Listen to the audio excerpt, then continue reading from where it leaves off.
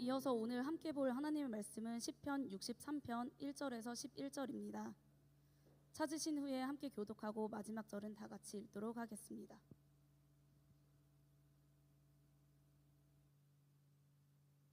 다 찾으셨으면 제가 먼저 읽겠습니다. 하나님이여, 주는 나의 하나님이시라. 내가 간절히 주를 찾되 물이 없어 마르고 황폐한 땅에서 내 영혼이 주를 갈망하여 내 육체가 주를 앙모하나이다.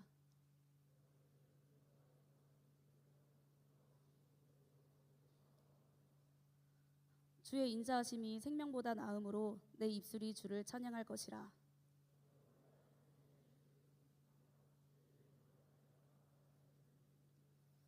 골수와 기름진 것을 먹음과 같이 나의 영혼이 만족할 것이라. 나의 입이 기쁜 입술로 주를 찬송하되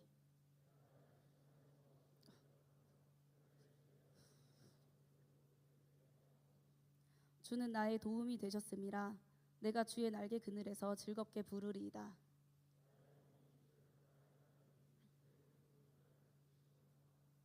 나의 영혼을 찾아 멸하려 하는 그들은 땅 깊은 곳에 들어가며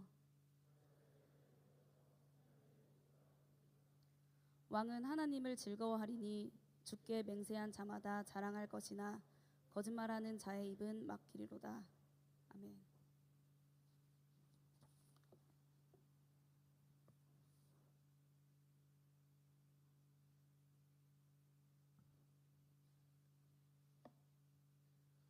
네, 반갑습니다. 설교 자리에 되게 오랜만에 섰는데 우리 옆에 있는 지체들을 보면서 이렇게 인사했으면 좋겠습니다. 오늘은 한글로 인사하지 않고요, 벵갈어로 한번 인사해 보도록 하겠습니다.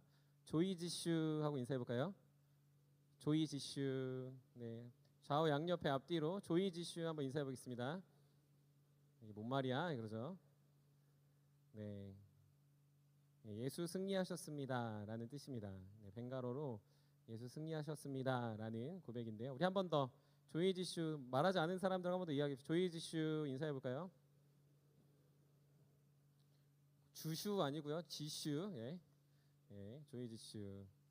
그래서 오늘 좀 특별하게 그 인도 팀하고 얘기했는데 오늘 또 세현 형제가 찬양 인도하고 또 오늘은 또 제가 설교하기로 미리 계획이 되어 있던 터라 그러면 우리 인도 팀들 같이 인도 옷 입고 와서 또 예배를 드려보자 했습니다. 이 옷은 그 인도에서 사역할 때 저희가 이렇게 입고 사역했습니다. 그래서 되게 긴팔이에요. 근데 접었는데 인도에서는 되게 더웠거든요. 근데 한국에서는 되게 시원한 느낌이 있고 또 그들에게 또 그들의 문화로 다가가서 대화하다 보니까 더 특별한 시간이었던 것 같습니다. 그래서 혹시 보시면 목사님 치마 입은 게 아니라 이거 남자 옷입니다.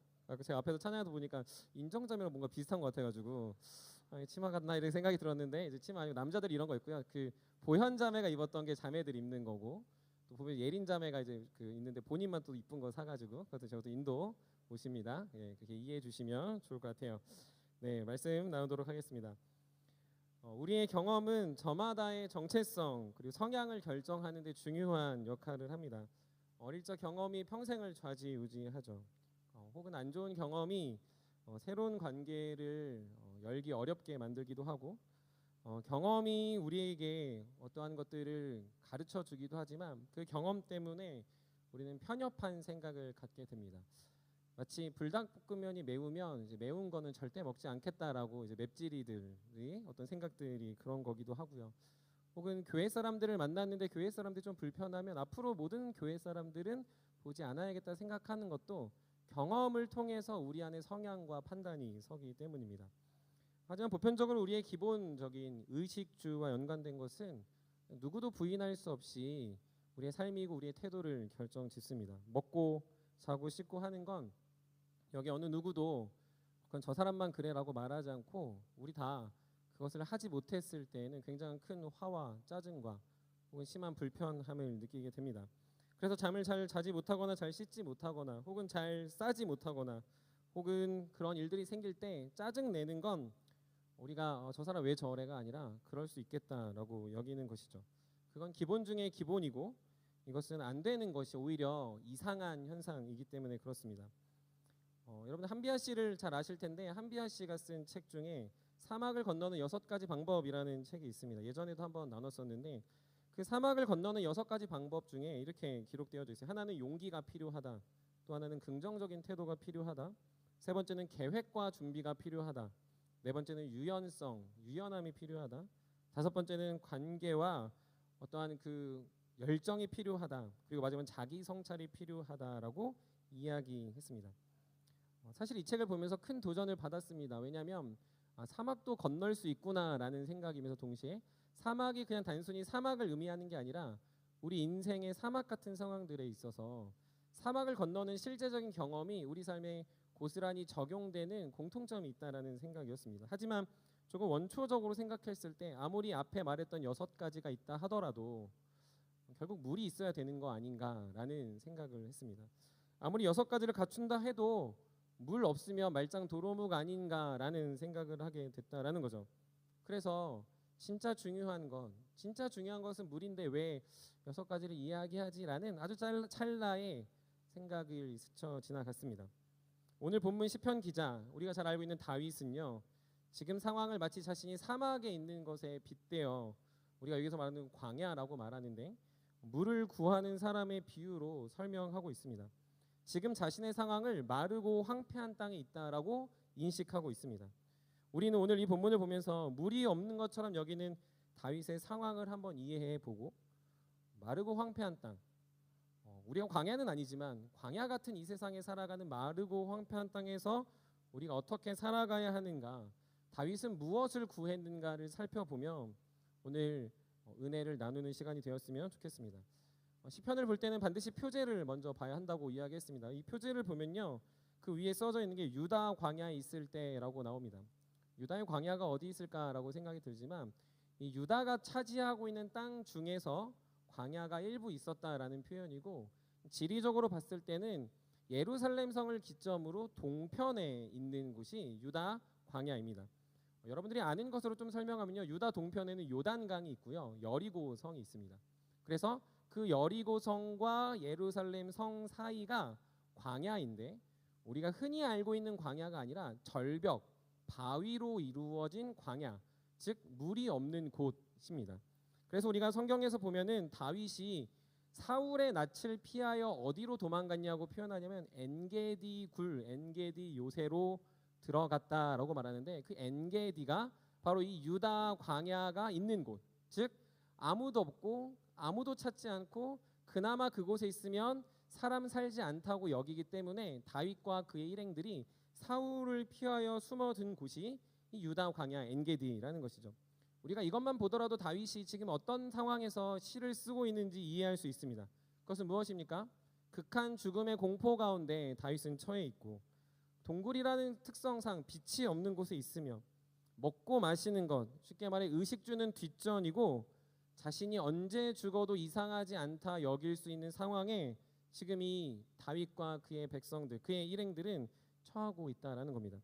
1절에 보면 그가 얼마나 답답하고 얼마나 고통스러운지를 2가지 단어를 통해서 우리가 유추해 볼 수 있습니다. 먼저는 간절히 주를 찾다라는 것과 두 번째는 앙모하다라는 단어입니다. 우리가 간절하다 혹시 어떻게 이해하고 계신가요? 간절하다. 예전에 저도 사역하면서 이제 우스개로 간절하다는 간이 저리도록 막 이렇게 얘기했는데, 뭐 그럴 수 있겠지만 원어적으로 보면 간절하다는 목마르다입니다. 간절하다의 원래 뜻은 thirsty라는 거죠. 원래 목마르다라는 걸 성경은 간절하다로 번역한 겁니다. 즉 심한 어떤 갈증, 결핍 혹은 무언가에 대한 짜증이 지금 다윗에게 있다라는 거죠. 또한 앙모하다라는 말은 우리가 잘 아는 이사야 40편 31절에 보면 독수리 날개치며 올라간다라는 본문에 주를 앙모하는 자라는 찬양도 있고요. 그런 말이 있습니다. 이 앙모하다라는 걸 여러분 어떻게 이해하십니까? 원어도요, 이거를 사실 조금 더 편하게 설명해요. 그래서 한글 성경에 보면요, 다른 쉬운 번역인, 저는 이제 가끔 번역을 볼 때 카톨릭 성경의 번역을 보는데, 카톨릭 성경의 번역이 제 말에 딱 와닿습니다. 뭐냐면 애가 타다입니다. 뭐라고요? 애가 타다가 앙모하다라는 거죠. 사실 원어적으로 좀 더 보면요, 갈망하다, 동경하다라고 번역하기도 하고요. 조금 더 우리가 의미적으로 쉽게 생각해 보면 이런 겁니다. 사무치게 그립다가 앙모하다라는 거예요. 사무치게 그립다. 느껴보신 분? 연애를 안 해서 그런 겁니다. 네, 우리 공동체 연애를 하는 걸로 알고 있는데 안 들으셨으면 그 정도로 사랑하는 거 아닌데, 네, 사무치게 그리운 거죠. 보고 또 보고 싶다. 막 이런 닭살 돋는 멘트 혹시 들어보셨나요? 보고 있는데 보고 싶다. 뭐 이렇게 드라마에서 나올 것 같은. 그쵸? 네, 그렇다고 합니다. 네, 그쵸? 네, 그럴 수 있거든요. 왜냐면 사무치게 그리운 건 보고 있어도 보고 싶고, 잠깐 헤어졌는데 내가 또 보고 싶은 이 마음이 사무치게 그리운 애가 타는 모습이라는 거죠. 근데 지금 다윗이 그걸 어떻게 표현하고 있냐면 자신의 삶에 간절히 주를 찾고 앙모한다라는 단어로 이야기하고 있는 겁니다. 왜 그렇게 하고 있을까요? 왜 이런 말을 할까요? 그건 자신의 경험과 지금의 상황에 정반대의 대척점이 있다는 거예요. 자신이 예전에는 골리앗도 때려 무찌르는 장군이 됩니다. 자신은 막내였기 때문에 전쟁터에는 내보내지지 않는 보호받는 존재였습니다. 자신은 아버지의 명령만 잘 들으면 잘 먹고 잘 잘 수 있는 존재였습니다. 자신은 아버지와 함께 형들과 함께면 어디든지 갈 수 있었습니다. 조금 더 골리앗을 이기고 장군이 되고 이스라엘에서 유명해져서 자신은 언제든지 편안하게 그 이스라엘 땅에서 자신의 이름만 대면 누구든지 환호하는 존재였습니다. 그런데 지금 이게 꼴이 뭡니까? 동굴에 갇혀서 생사를 구별할 수 없는 상황에 그는 애같하게 그립고 목마름으로 그 속에 처해져 있다는 거죠. 제가 이번 인도에 가서 느낀 것은 여러분 비웃을 수 있을 것 같은데 제가 생각보다 깔끔하구나 였습니다. 생각보다 깔끔한 존재구나라는 걸 깨달았어요. 저는 나름 목사로서 주님의 부르심이면 어디든 간다라는 생각을 하며 늘 살았습니다. 그래서 사역지를 옮길 때도 저는 사역지의 장소는 별로 중요하지 않았습니다. 내가 필요로 하는 곳이면 간다 해서 제 사역지를 아마 다 들으셨겠지만 인천에 있다가 전라도 광주에 갔다가 일산에 갔다가 지금 성남에 왔습니다.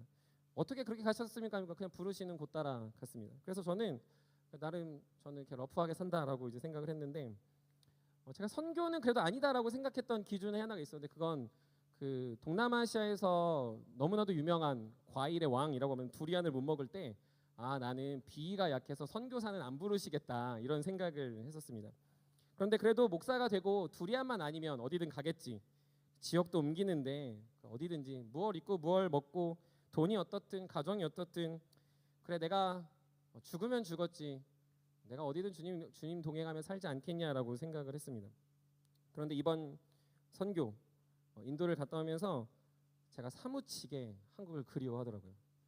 에어컨이 없는 세상은 생각을 못 하겠더라고요. 선풍기는 없었습니다. 그래서 우리가 다 손부채로 부채질했고 선풍기가 있었지만 그 선풍기가 선풍기인지 모르는 선풍기였어요. 왜냐하면 뜨거운 바람이 나오는 선풍기는 쐬고 있는 것 자체가 굳이 막 이렇게 짜증이 나는 거죠. 그렇다 칩니다. 하지만 화장실에 휴지가 없습니다. 세연 형제는 당연하게 목사님 손으로 했습니다. 이래요. 네, 그래서 거기 자세히 묻지 않았습니다. 저도 어떻게 손으로 했지? 그래가지고 이렇게 이랬고 제가 이제 옆에 있는 찬이 형제한테 항상 휴지를 빌려서 저는 휴지를 들고 가지 않았기 때문에 그래서 찬이 형제한테 그래서 찬이 형제 휴지를 제가 다 썼어요. 보는 것들마다 냄새가 났고 벌레가 있었고 화장실에 어떻게 안나를 떠나서 여기서 어떻게 자나라는 생각했습니다. 어느 공간에 들어갔는데 냄새가 너무 나는 거예요. 제가 표현을 안 했어요. 제가 리더니까 뭐 냄새나 이러면은 팀원들 다 마음 어려울 거 아니에요. 근데 냄새가 너무 나는데 구역질 정도까지는 안 났어요. 남자니까 또 군대도 갔다 왔으니까. 근데 속으로 주여 선교다. 이건 선교다. 난 선교하러 왔다라는 생각을 계속 되뇌었습니다. 그래서 보는 것마다 지저분하고 보는 것마다 별로였습니다. 기본적으로 낙후된 것을 넘어서 이런 생각이 들었어요. 여기서 어떻게 살지? 도겸이를 데리고 올 수 있을까? 우리 아내를 같이 올 수 있을까? 하지만 저는 목사입니다. 그래서 내색하지 않았고 제 마음속 깊은 곳에 사무치도록 그리운 건 우리 집의 침대와 에어컨과 제가 좋아하는 무선 선풍기를 그리워했습니다. 저는 죽음의 위기도 죽을 상황도 아니었습니다. 그런데 극렬하게 다른 상황에 잇대어 있는 저의 삶은 너무나도 다른 것들을 그리워했다는 거죠. 다윗은 어떠했을까요? 단 한 번도 그는 잘못한 적이 없습니다. 그는요 하나님과 늘 동행했고 하나님의 은혜를 나타냈고 그리고 싸움에 나갔고 블레셋을 무찔렀고 승리했습니다.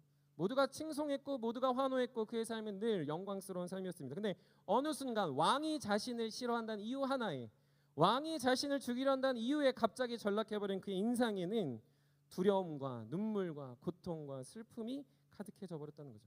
그때 다윗은 한 가지 기억합니다. 자신이 얼마나 행복했는가, 자신이 얼마나 안전했는가, 자신에게 얼마나 필요한 것들이 자연스럽게 공급됐는가를 생각했죠. 그리고 이 광야에서 다윗은 물을 구합니다. 물이 없으니 물을 구하며 물로 인하여 충분하겠다라는 단순한 생각을 했을 겁니다. 그래서 자신의 상황을 마르고 황폐한 곳에서 물을 구하는 것 같이라고 표현하고 있는 것이죠. 그런데 놀라운 것이 있습니다. 거기서 끝나지 않고 거기서 다윗이 생각한 것은 단순하게 자신의 상황을 목마름에 간절함에 빗대어 설명하는 것이 아니라 자신이 주님과 얼마나 행복했는가를 오늘 본문을 통해서 이야기하고 있습니다. 우리 한번 2절 말씀 한번 다 같이 한번 읽어보도록 하겠습니다. 오늘 본문 2절입니다. 같이 읽겠습니다. 시작. 내가 주의 권능과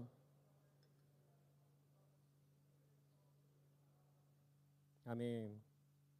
자신이 성소에서 얼마나 그런 영광스러움에 있었나라는 것을 보고 있다라는 거죠.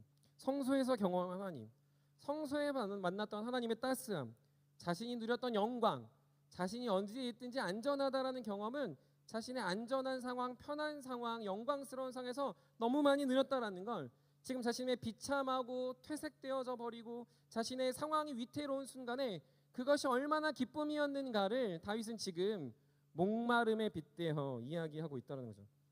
메슬로우의 욕구의 단계들을 아마 다 들어보셨을 겁니다. 뭐 간단하게 얘기하면 이런 거죠. 생리 욕구가 가장 로우하고 그다음 안전의 욕구가 있어야 되고 사회적 욕구가 있어야 되고 존경의 욕구가 있어야 되고요. 마지막으로는 자아 실현의 욕구가 있어야 한다라고 이야기해요. 그래서 많은 사람들의 민낯을 보려면 어떻게 해야 되는 줄 아십니까? 이 욕구를 딱 지워버리면 돼요. 그 사람에게 안전의 욕구를 지웠을 때 그 사람이 어떻게 반응하느냐를 보면 이 사람의 수준을 알 수 있습니다.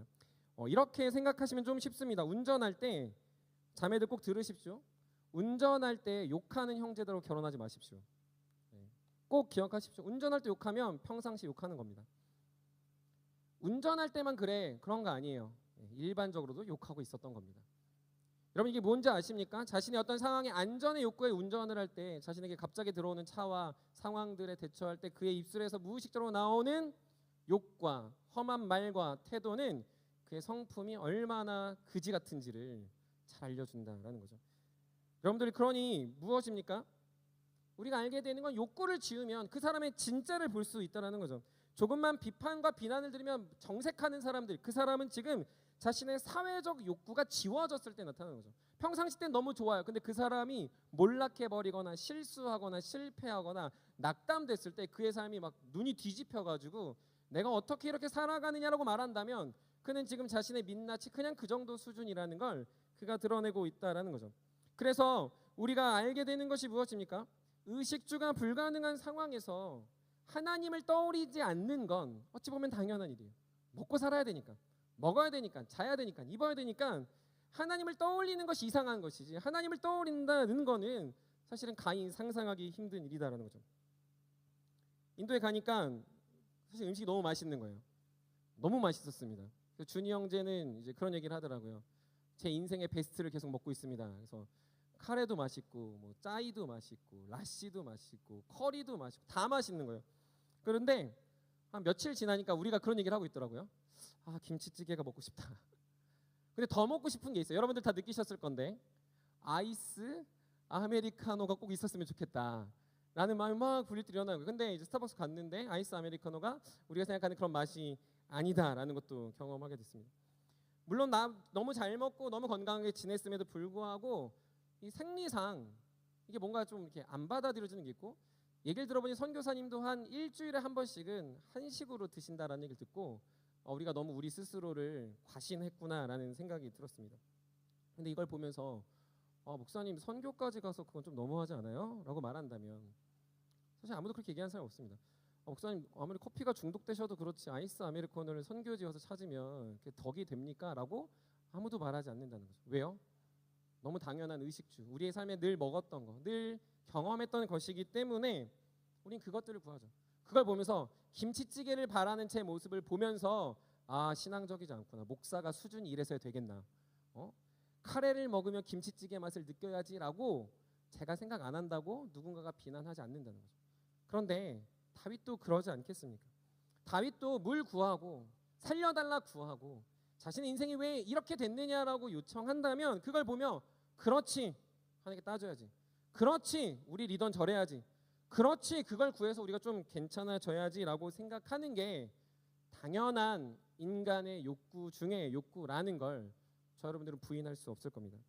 놀라운 게 무엇입니까? 근데 그때 다윗은 자신에게 무엇이 더 목마름이 되는지, 자신이 뭐가 더 그토록 애가타게 그리운지, 뭐가 더 그렇게 사무치게 보고 싶은지를 자신의 욕구의 모든 것이 무너진 그 순간, 자신의 모든 소망이 끊어진 그 순간, 자신이 아무것도 할 수 없다고 생각하는 그 순간 진짜 목마름의 이유를 발견하고 있다는 겁니다. 육체의 목마름보다, 육체의 고통보다 더 고통스러울 수 있는 것, 나의 어떠한 갈급함과 결핍을 채우는 것보다 진짜 채우지 않으면 영원토록 목마를 수밖에 없다라는 그 한 가지 이유를 발견했는데, 그게 무엇입니까? 하나님과 동행하는 삶입니다. 하나님의 영광스러움을 경험하는 것입니다. 하나님의 은혜를 언제든지 찾을 수 있는 그 삶을, 목말라 보니까, 욕구가 끝나 보니까 그때서야 비로소 진짜 나의 기저의 욕구는 주님 한 분뿐이구나라는 것이죠. 군대를 가는 형제들을 보면 저는 늘 두 가지라고 이야기합니다. 여기 군대에 나온 형제들도 있는데, 휴가 나온 형제도 있는데, 한번 생각해 보세요. 두 가지입니다. 전 딱 두 가지라고 생각합니다. 그 이상도 그 이하도 아닙니다. 최상이 되든 최하가 되든. 군대에서 민낯을 경험합니다. 군대 가면요, 형제들 다 아실 거예요. 음란함은 말할 것도 없습니다. 더러운 말들이 빗발칩니다. 세상의 모든 술수를 배울 수 있고요, 방법과 지혜와 나의 얼마나 무능함을 알게 됩니다. 그러다 보면 내가 교회에서 온실 속의 화초처럼 지냈구나는 당연지사 알게 됩니다. 아, 내가 주님만 믿고 세상에서 준비하지 않았구나, 내가 공부하지 않았구나, 돈 벌지 않았구나, 투자하지 않았구나라는 걸 깨닫게 되죠. 그리고 내가 저렇게 즐길 수 있는 걸 즐기지 않았으니 이제는 좀 달라져야겠다고 생각하는 사람이 아주 많이 있는 곳이 군대입니다. 욕구대로 사는 것이 나쁘지 않다라는 걸 선우임들을 통해서 아주 알게 됩니다. 여자를 만나고 어떠한 잠자리를 갖는 것이 자연스러워지고요, 어떠한 문제들 앞에서 비방하고 비난하고 자신의 권리를 취득하는 것이 세상의 방법으로 살아가는 게 전혀 이상하지 않다라는 걸 군대는 너무 적나라하게 드러냅니다. 군대는 비리가 많다 보니까 그 비리들을 보면서 걸리지만 않으면 되는구나라고 생각하죠. 그래서 우리가 군대 갔다 온 형제들 다 아는 말, 가라로 해, 그냥 가라면 돼라고 이야기하는 이유입니다. 그런데 놀랍게도요, 모든 군대를 간 형제들이 놀랍도록 은혜를 경험하는 그 순간, 한 사람도 빠짐없이 교회를 다녀봤다면, 아니 교회를 들어봤다면, 아니 교회 문화를 조금이라도 경험했다면 반드시 은혜를 경험하는 그 순간이 있습니다. 언제인 줄 아십니까? 훈련병 때. 저는 연무대를 갔는데, 그 연무대 교회에서 한 3, 4천 명 되는 곳에 탁 들어가는 순간 주님 살아계신다, 할렐루야, 주님은 우리의 주님이 되신다. 그래서 막 눈물 흘리며 들어가고 박수 칠 때면 칼박으로 치고, 그치, 내가 교회 안에서 은혜를 받고 내가 이런 곳에 있었구나라고 소름 돋게 한 주간의 훈련과 아픔과 각계전투로 뭐 까진 손과 총을 잘 못 쏴가지고 혼난 뭐 벌점들을 따위는 기억하지 않고, 그래 주님이면 되지, 그래 군대 생활 내가 주님으로 승리하겠습니다라고 눈물 부르짖으며 5주간 훈련소 예배를 잘 지냅니다. 근데 어떻게 됩니까? 짬이 차고 계급이 올라가면 그런 거 다 없어지고 그저 교회를 나가는지 안 나가는지, 믿음이 있는지 없는지, 내가 좋은 거 좋은 대로 살아가는 사람들이 많아지게 된다는 거죠. 사랑하는 여러분, 저 여러분들이 살아가는 세상을 긍정적으로 보는 사람들도 있을 수 있겠지만, 성경은 세상을 황폐하고 메마른 땅이라고 이야기합니다.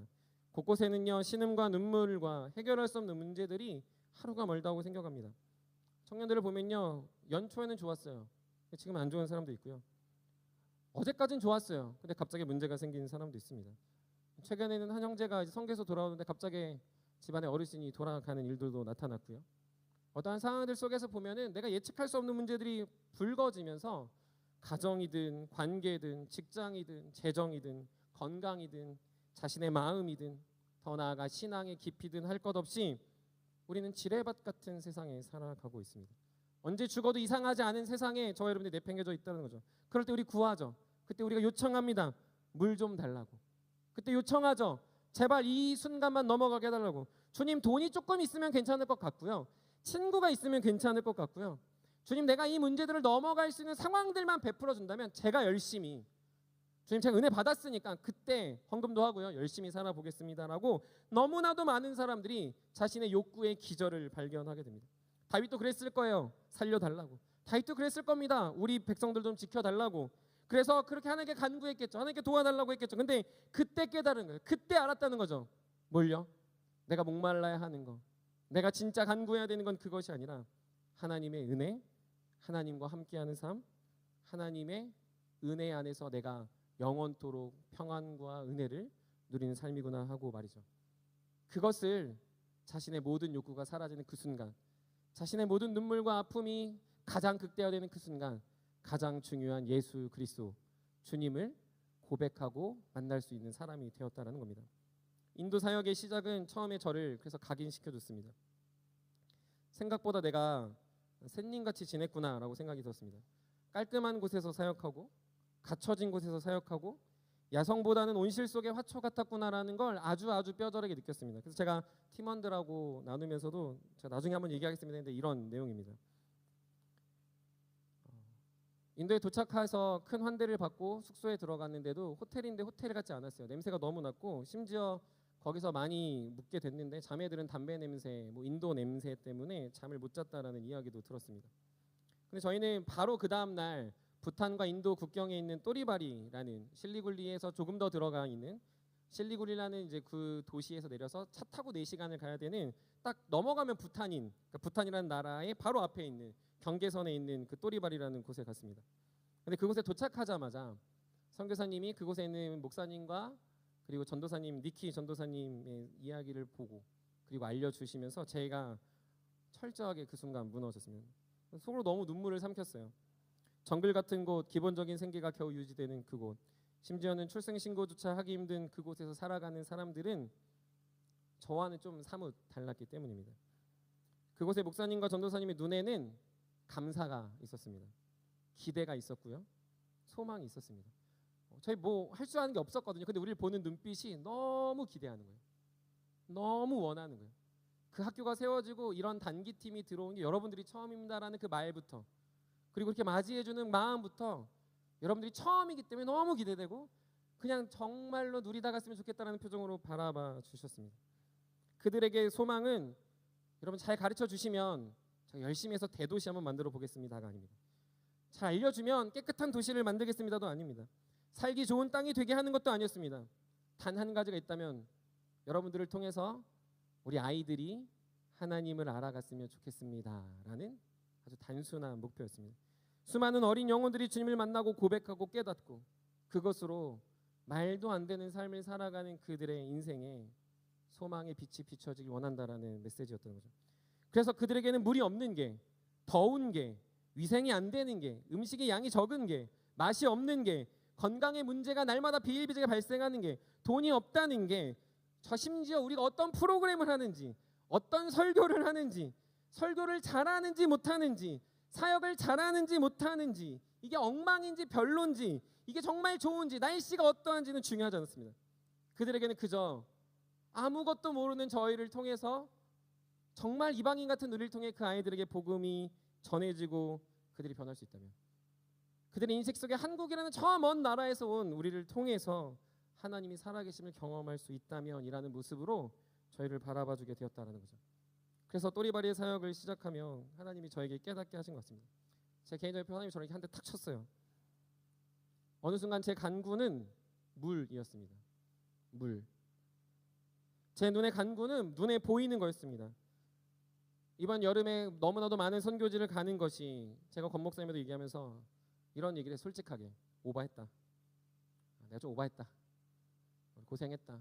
선교 바자회를 이끈 뭐 정은 자매나 선교팀을 맡고 있는 모든 팀원들이나 사역들, 심지어 저는 이제 청송을 또 가야 하는데 오바했다. 인정하자. 뭐 지금 거의 반 죽어가는 도영 형제를 보면서도 말은 하진 않지만 오바의 결과가 도영 형제입니다. 혹시 궁금하시면 나가다 도영 형제 표정 한번 보세요. 소망 잃어버린 표정을 볼 수 있습니다. 네. 그래서 제발 좀 안전하게 갔다 왔으면 좋겠다. 돈이 어렵지 않았으면 좋겠다. 건강했으면 좋겠다. 청년들이 갔다 와서 제발 은혜라고 얘기했으면 좋겠다. 나도 무리했는데 청년들도 무리하는 것 같으니 좀 제발 선교가 우리 안에 좀 기분 좋은 기폭제가 됐으면 좋겠다. 혹여 에티오피아나 케냐 가서 누구 잡혀가는 거 아닌가? 인도 가서 누구 쓰러지는 거 아닌가? 말라리아 주사 맞고 간다는데 말라리아 걸려가지고 누구 죽으면 나도 죽어야 되나 뭐 이런 생각도 해보고, 뭐 태안 형제 갔으니까 대신 죽겠지라도 생각도 해보고, 별의별 생각하는 거예요. 종교개혁제 가는데 다치진 않을까?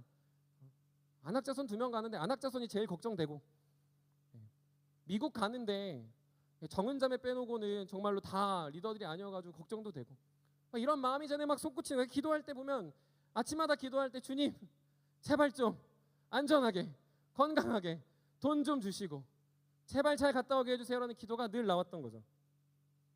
그래서 그 시간이 우리 공동체의 기둥이 되고 은혜가 되고 전달돼서 수련회도 올해도 모든 사역에 은혜로 흘러갔으면 좋겠다라고 생각했습니다. 말도 안 되는 물만 구한 거죠. 그렇게 해야 되는 이유, 그렇게 해야 되는 상황, 그거 다 없었습니다. 그냥 내가 오버한 것 같아서 하나님의 영광과 권능과 은혜는 다 차치하고 주님 좀 도와달라고 간구하는 저에게 인도의 선교의 사역의 시작 앞에서 하나님이 저를 이렇게 했는데 진짜 툭 쳤습니다. 사랑하는 세움 여러분, 마르고 황폐한 땅에서 살아가기 위해 필요한 게 무엇입니까? 예수 그리스도입니다. 마르고 황폐한 땅에서 만족하기 위해 무엇이 필요합니까? 예수 그리스도입니다. 마르고 황폐한 땅에 여러분이 이르렀을 때, 지금 있을 때 그것에 여러분이 기억해야 되는 것이 있다면 그것이 무엇입니까? 예수 그리스도입니다. 물을 구하거나 무언가를 구할 수 있겠죠. 우리의 원망과 원통함이 그것들을 간구할 수 있겠죠. 그러나 그 지점에 도달했던 이유, 도다르게 했던 것, 여러분들이 그 상황에 처하게 된 건 너희의 진짜 필요와 간구는 예수 그리스도다라는 사실을 하나님이 보여주기 위해서라는 거죠.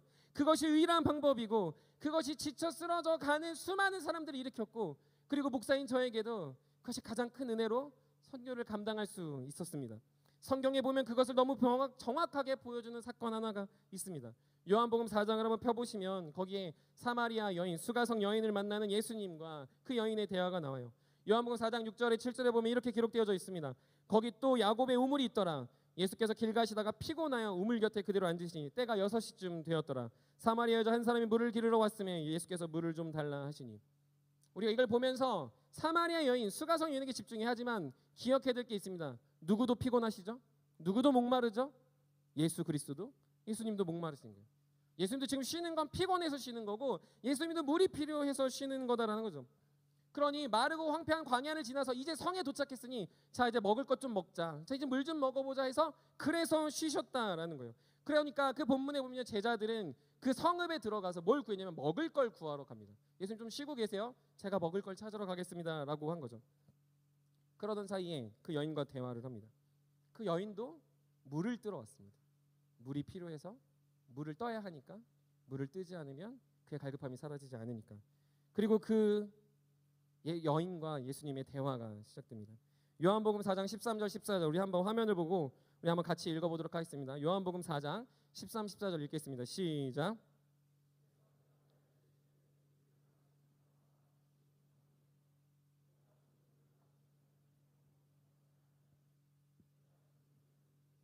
영생하도록 솟아나는 샘물이 되리라. 아멘. 예수님도 그래서 동일하게 얘기하죠. 물에 대해서 얘기합니다. 너 그 물 먹어도 갈급할 거야. 조금 더 바꾸면요, 너 구하는 거 결국 또 다른 욕구의 침범이 너를 또 목마르게 할 거야, 갈망하게 될 거야 라고 이야기하는 겁니다. 그래서 여인은 더 물어봅니다. 그럼 우리가 어디서 예배합니까? 우리는 누구를 예배해야 됩니까? 어떻게 믿어야 됩니까? 우리의 메시아는 누구입니까? 그 여인의 삶은 마르고 황폐한 땅 그 자체였습니다.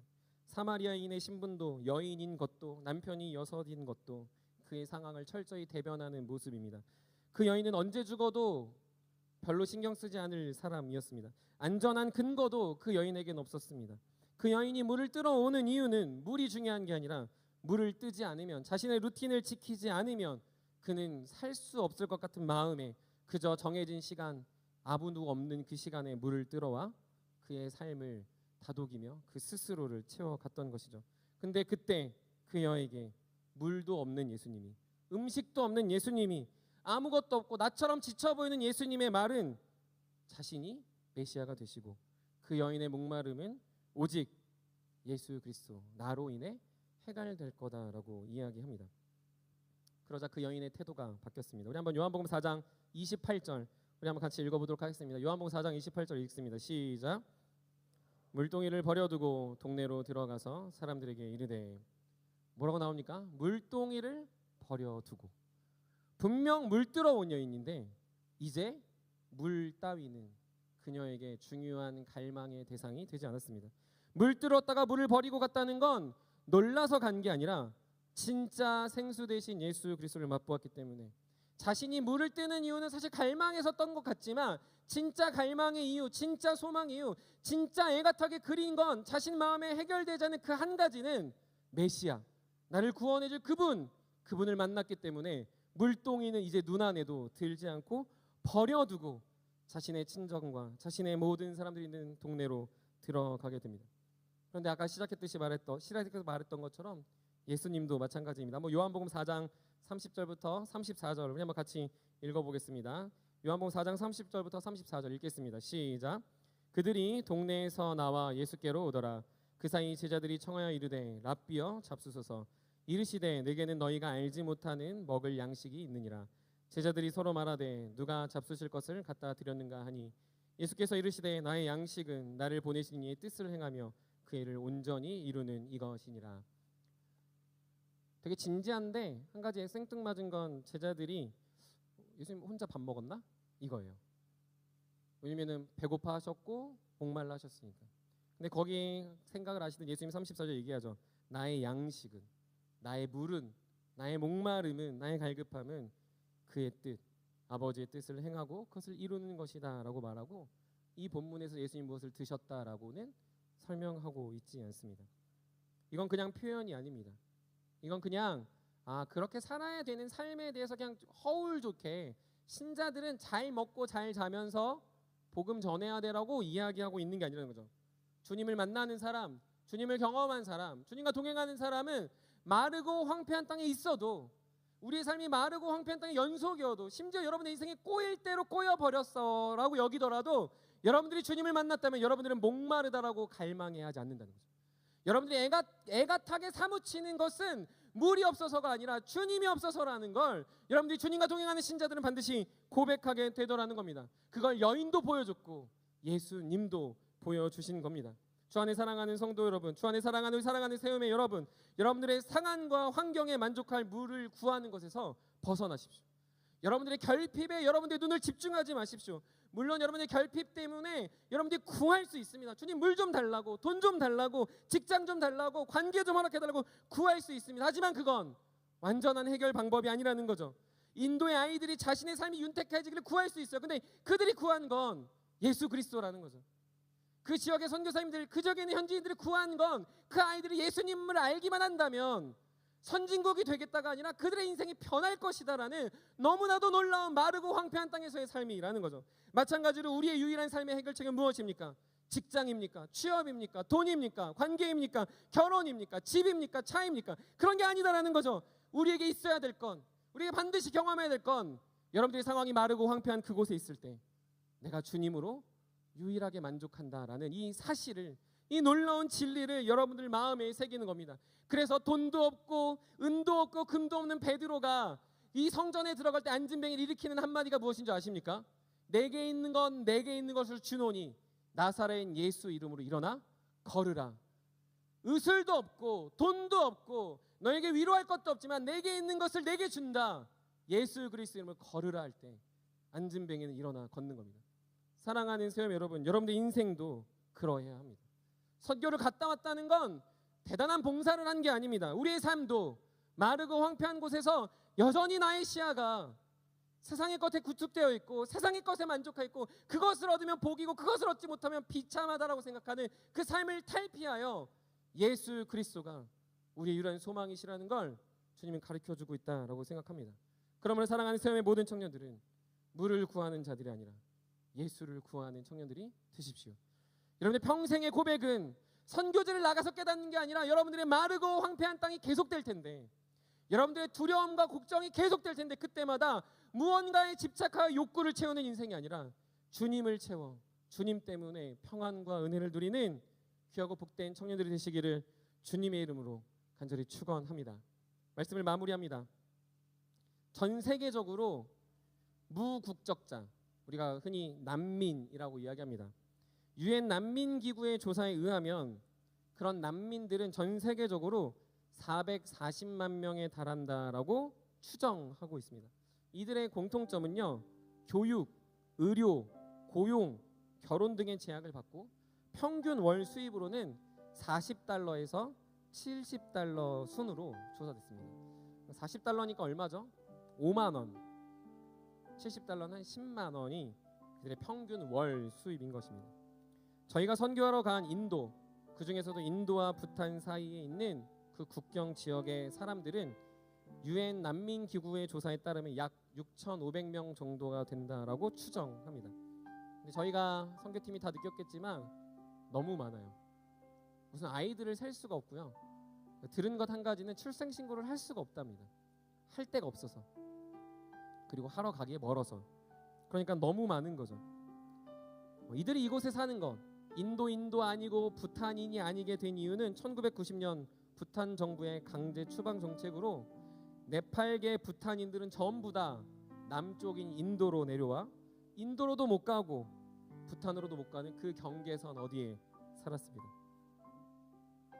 그런데 놀라운 건요, 그곳에 복음이 심겨졌고 그곳에 기쁨의 교회, 기쁨의 학교가 많을 때는 코로나 전에는 200명, 저희가 갔을 때는 약 150명의 학생들과 성도들이 있다고 들었습니다.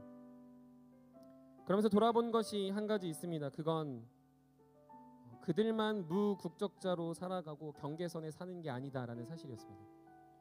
그들의 그 무국적자, 난민들의 삶을 불쌍해하고 연민이 느껴지는 동시에 제 안에 들었던 생각은요, 저와 여러분들의 삶이 그 경계선에 있구나라는 생각을 했습니다. 영어로 계속 보더라인 그래서 이제 찾아보니까 그 경계선, 그 국적과 국적 사이에 있는 그 경계 사이에 사는 사람들이라고 이야기하는데, 저와 여러분들은 자이든 타이든 마르고 황폐한 땅에 갇혀버렸습니다.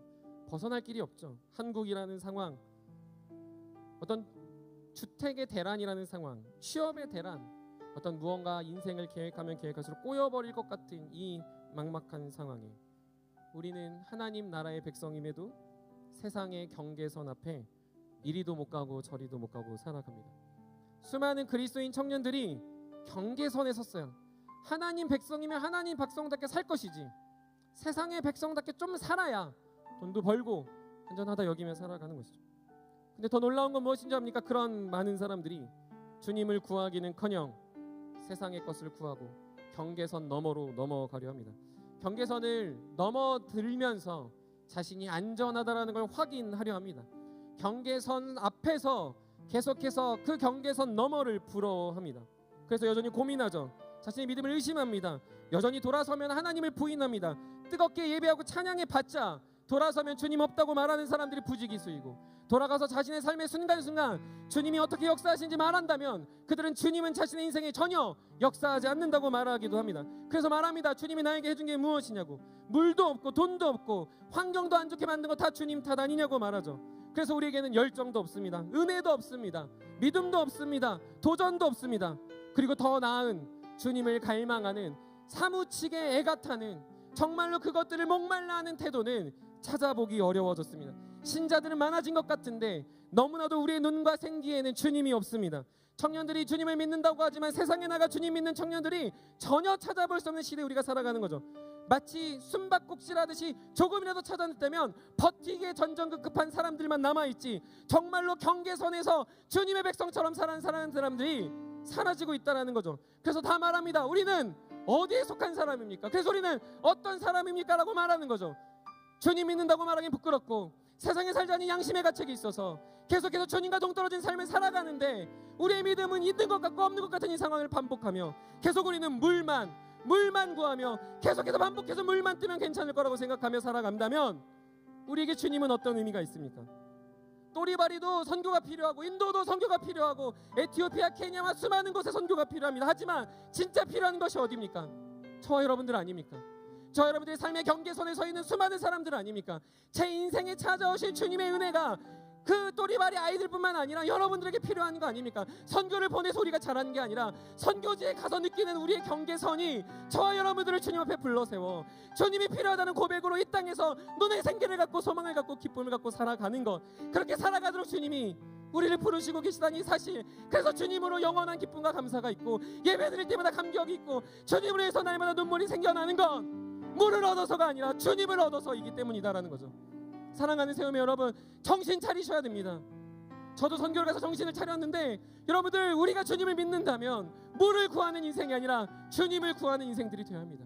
물을 구하며 살아가며 날마다 갈급함을 누리고 날마다 비방하는 것이 아니라 주님을 얻었다면 그것으로 만족하고 주님을 얻었다면 우리가 그것으로 평안함을 누렸다는 걸 다윗의 죽음의 순간에 느꼈던 것처럼 여러분들의 죽음의 이 청년의 시기에 꼭 깨달으십시오. 학력이 문제가 됩니까? 돈이 문제가 됩니까? 직장이 걱정이 됩니까? 관계가 어려움이 됩니까? 그래서 여러분의 인생이 날마다 비참하고 얼마나 걱정돼요.